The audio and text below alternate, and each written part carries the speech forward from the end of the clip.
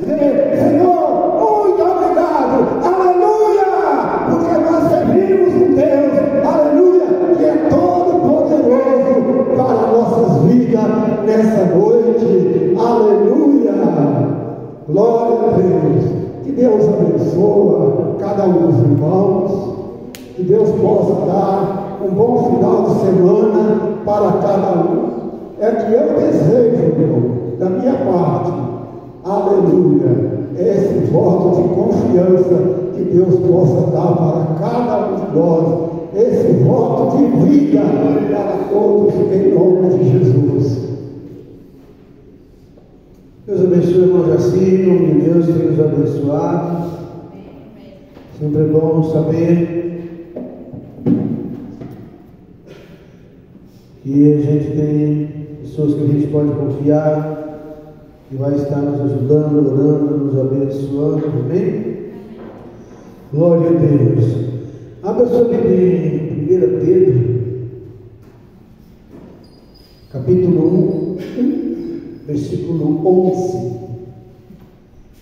Que o Senhor te abençoe ricamente, que Ele abençoe seu lar, abençoe toda a sua família, que você possa sair daqui com a bênção de Deus, que você possa sair daqui cheio da graça do Senhor, que as bênçãos do Deus Todo-Poderoso possam vir sobre a sua vida neste momento, porque Ele é Deus e tudo pode. Lemos assim, 1 Pedro 1:11. Amém?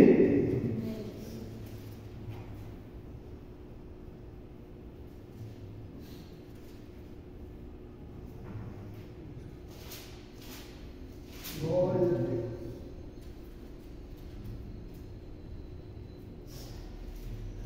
Aleluia. 1 Pedro capítulo 1, versículo 11, diz assim: investigando atentamente qual ocasião, as quais as circunstâncias oportunas indicadas pelo Espírito de Cristo, que nele estava, ao dar de antemão testemunho sobre os sofrimentos referentes a Cristo e sobre a glória que os seguiam.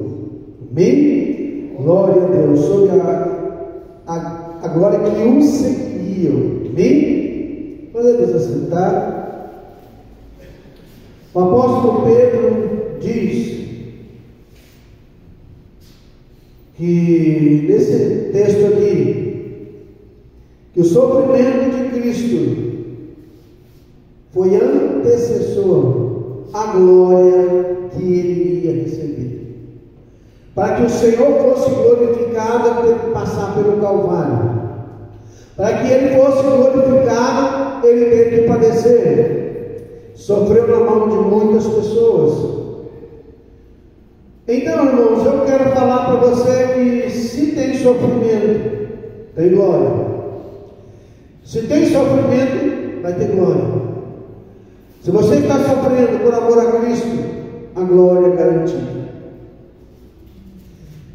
Todos nós vamos passar perseguições. O apóstolo Pedro mesmo diz nesse mesmo epístola aqui no capítulo 5, ele fala que os servos de Cristo estão padecendo, né? Aqueles que são fiéis ao Senhor sempre vai sofrer algum tipo de perseguição. Mas ele também diz no capítulo 5, verso 6: humilhai-vos, portanto, sob a poderosa mão de Deus, para que Ele em tempo oportuno vos exalte.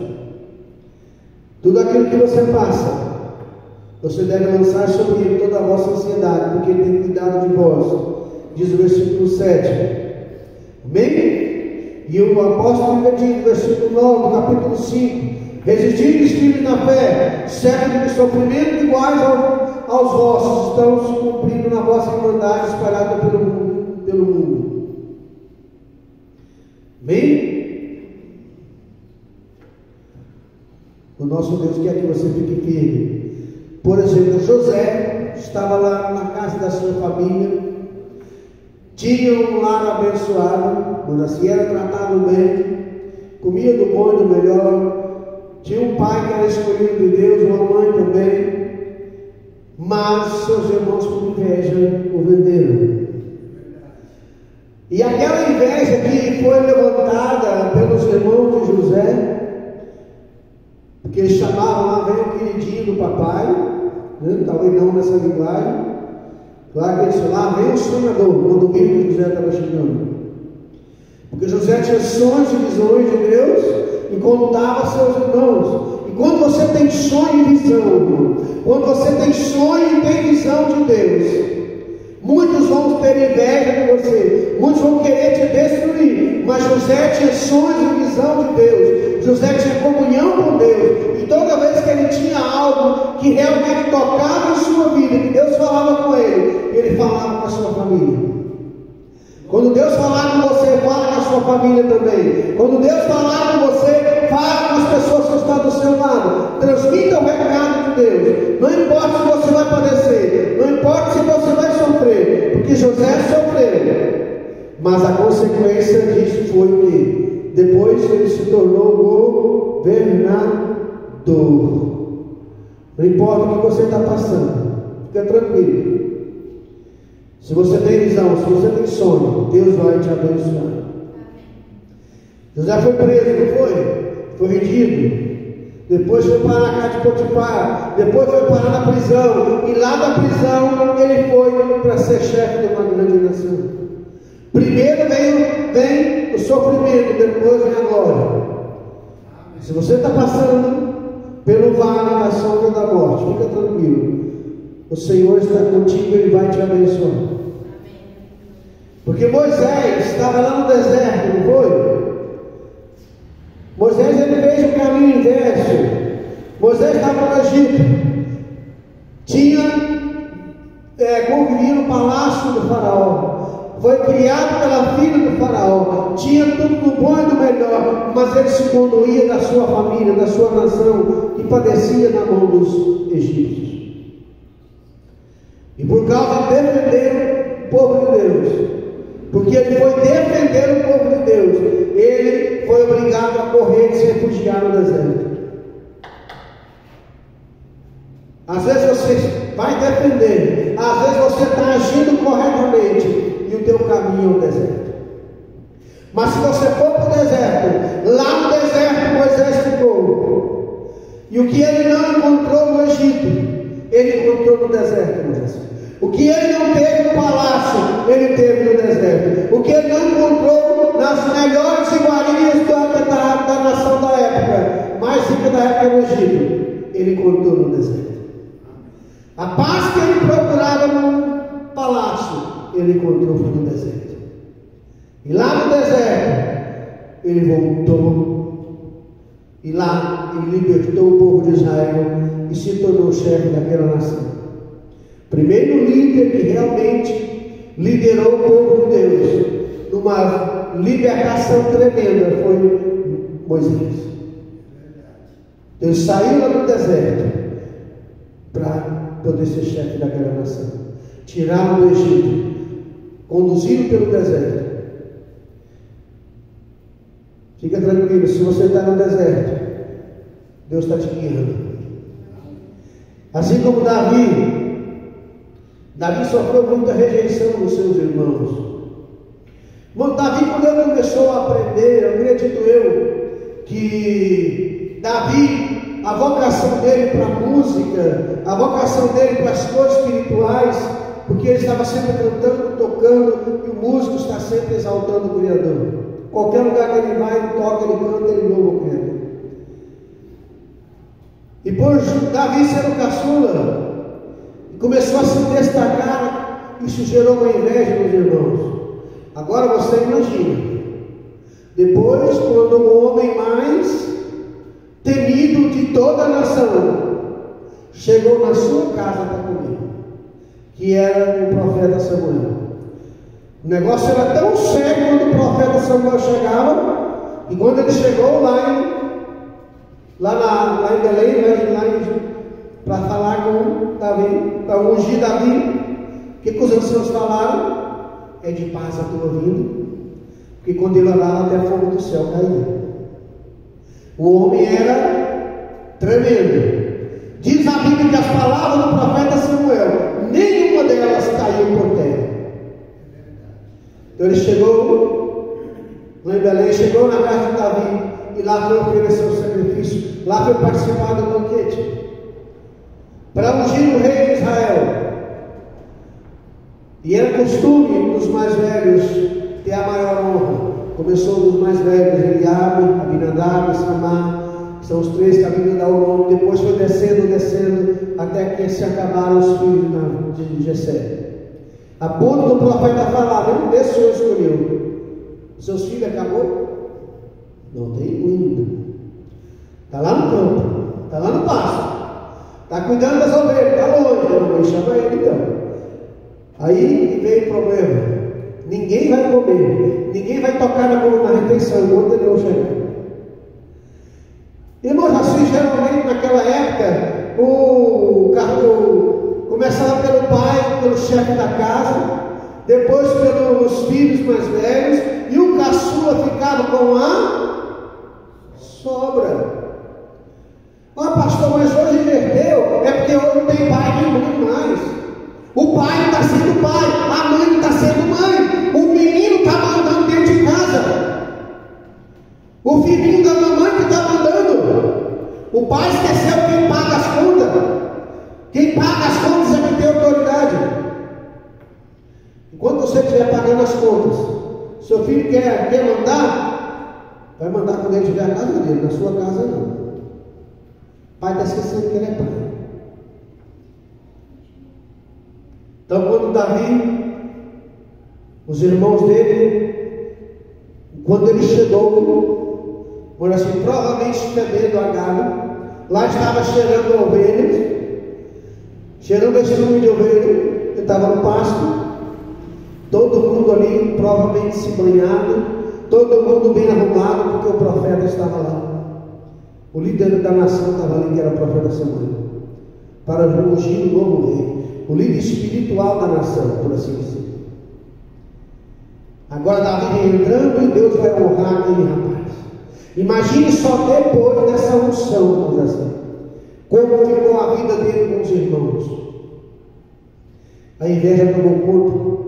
Davi era rejeitado. Davi foi rejeitado por Saul. Davi foi rejeitado e por muitas formas. Mas chegou o momento que ele se tornou o rei de Israel. Com 30 anos de idade ele assumiu o reinado. E foi o melhor rei de Israel.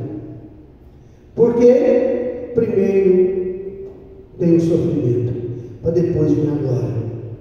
A glória não vem antes do sofrimento. Eu lembro na época que eu ainda via a Fórmula 1, na época do Ayrton Senna, como aquele homem sofreu para conquistar o que ele conquistou. Mas primeiro tem que ter o sofrimento. Augusto me fala que aquele que triunfa sem passar pelos percalços da vida, ele não é digno do pódio. Você precisa passar pela dificuldade, pelo vale da sombra da morte. Você tem que passar pelo sofrimento para você dar a mão na vitória. Estamos vivendo uma época agora, se não me engano, está na época das Olimpíadas, né? Para muitas pessoas lá, aquele que tem 10, 15 medalhas de ouro, uma medalha de bronze não é nada. Mas para aquele que ganhou uma medalha de bronze, que é o primeiro de baixo para cima, né? Não, terceira em importância, para aquele que veio de uma família humilde, que lutou 3, 4, 5, 6 anos, e chegar e pôr a mão naquela medalha, subir no pódio, ainda que seja do lugar mais baixo, mas é uma honra muito grande. Vale a pena você lutar, vale a pena ser fiel. Hebreus 10, 35. Não abandoneis, portanto, a vossa confiança, ela tem grande galardão. Daniel, ele saiu lá da cova dos leões e se tornou o quê? O principal lá no reinado de Dário o Grande. Daniel, literalmente, ele já era um dos 3 líderes do reinado do rei Dário. Mas houve uma perseguição. Levantaram contra Daniel, como nós sabemos, falei nesses dias. Fizeram uma armadilha para ele, por assim dizer, para que ele deixasse servir a Deus, mas ele não deixou de servir ao Senhor. Deixasse de orar ao seu Deus, mas ele não deixou de orar. Se ele orasse, ele iria ser condenado à morte, mas ele preferiu ser lançado na cova dos leões, ser condenado à morte e deixar de falar com Deus. Tem gente que está deixando de orar por probleminha todo. Daniel, então, ele foi lançado na cova dos leões, e de lá daquela cova ele saiu no outro dia, e o Senhor foi glorificado, foi honrado, e ele se tornou o principal dos sábios daquela nação. Por quê? Porque primeiro tem a perseguição, depois tem a glória. Você está passando por um mundo e fala: pastor, minha glória não vai chegar mais. Lembra do salmista que diz: o choro dura uma noite, mas a alegria vem pela manhã. Tem época que a noite é muito grande. Senhor, minha noite não deve ter 8 horas, deve ter 20. Mas fica tranquilo, tenha paciência. Quando a glória vier, quando o Senhor te restituir, tudo vai ser maravilhoso. Eu não sei quantos anos Jó ficou na prova, mas eu sei que quando o Senhor restituiu a sua vida, Deus lhe deu tudo em que ele tinha e deu muito mais, em dobro. Ele teve outros filhos, teve famílias, ele viu 3ª e 4ª geração, ele teve a oportunidade de dizer: vale a pena, o Senhor é bom. Então seja fiel, não desanime jamais, como nós cantamos agora. Desanime não. Jesus do lado está dizendo: filho, eu vou te dar, eu vou te ajudar. 2 Timóteo 2, verso 12, nós lemos assim, vamos ficar em pé. Cristo foi para o Calvário, foi, lá do Calvário ele foi glorificado. Se sofremos também com ele, reinaremos. Se o negarmos, ele nos negará. Amém? Se sofremos com ele, com Cristo, vamos reinar com ele. Mas se o negarmos, fica tranquilo, ele vai nos negar também. Então vamos fazer de tudo para sermos fiel ao Senhor. Amém? Oremos, Senhor nosso Deus e Pai. Derrama sobre nós a tua graça, a tua glória, a tua bênção. Abençoa, Senhor, que essa irmã, esse irmão possa conseguir, Senhor, passar por esse vale. Abençoa aqueles irmãos que estão no vale, que estão na dificuldade. Abençoa, cura, liberta, transforma. Abençoa, meu Deus amado, dê forças, porque eu sei que o momento de glória está chegando. A bênção está chegando na vida do teu servo e da tua serva, em nome de Jesus. Que o Senhor te abençoe e te guarde. Sábado, domingo, aqui na igreja, no mesmo horário.